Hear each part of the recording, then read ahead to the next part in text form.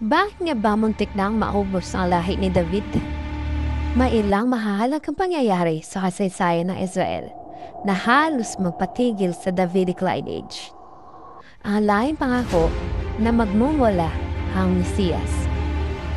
Tahimik ang gabi noon sa Jerusalem. Ngunit sa loob ng palasyo ay may nagbabadyang kadiliman. Isang babaeng nangangalit ang mga mata. May korona nagliliyab sa ilalim ng mga salo.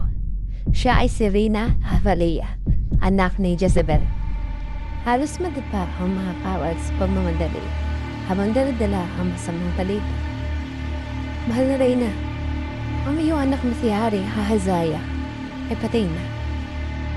Sa halip na malungkot ang Rina, ngumiti lamang ito.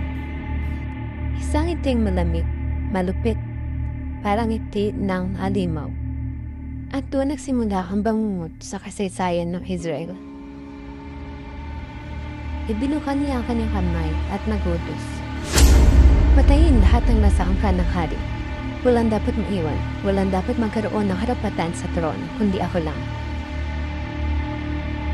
Tumakbo ang mahawar sa mga pasilyo.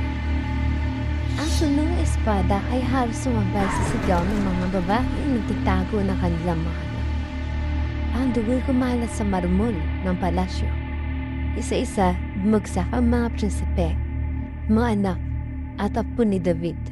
At para sa sandaling iyon, tila ba matatapos na ang pangako ng Diyos. Ang lahi kung saan magmumula ang Mesiyas. Ngunit sa gitna ng kaguluhan, may isang babae na hindi natakot. Siya ay si Jehosheba, kapatid na namatay na hari at anak ni David. Sa kanyang bisig, kalong-kalong niya ay isang sanggol na lalaki. Ang pangalan, Joash. Isang sanggol, isang kainaan, isang tanging pag-asa para sa lahi ni David. Naigpit niya po sa bata habang maririnig ang mga yabag ng mga sundalong naghahanap. Hindi ka nila makukuha, bulo niya sa bata.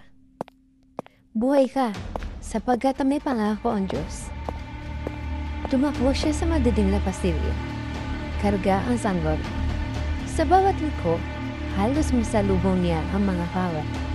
Ngunit tila ba'y may kamay na gabay, lagi siya nakakaiwas dito. Hanggang sa makarating siya sa templo ng Diyos. Isang lugar na hindi basta-basta maaaring pasokin ng reyna. Sa loob ng templo, sinalubong sila ng punong pari na si Jehoiada, asawa ni Jehosheba. Nagulanta ito na makita ang sanggol. Ito ang uling lahi ni David. At sa gabing yun, nagkasundo ang dalawa na itago si Joash. Wala nakakaalam. Papalakihin natin siya sa templo at hihintayin ang tamang panahon. Dumipas ang 6 taon habang nagahari si Atalia sa takot at kasamaan. May isang batang lalaki na lumalaki sa tabi ng altar. Hindi alam ng mundo na siya ay huling buhay na binhi ni David. Isang batang naglalaro sa mga paso ng insenso. Isang batang nag-aaral ng mga awit ni David. Isang batang, lingid sa lahat, ay may dugong panghari.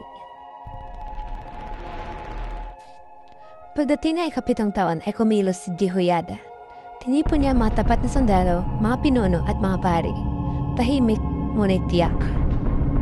Sa harap ng altar, inilabas niya ang batang si Joash. At sa unang pagkakataon, narinig niya ang pangalang muntik na mabaon sa lupa. At sa templo, sa harap ng sambayanan, pinahiral nila ng langit si Joash. 7 taong gulang na hari.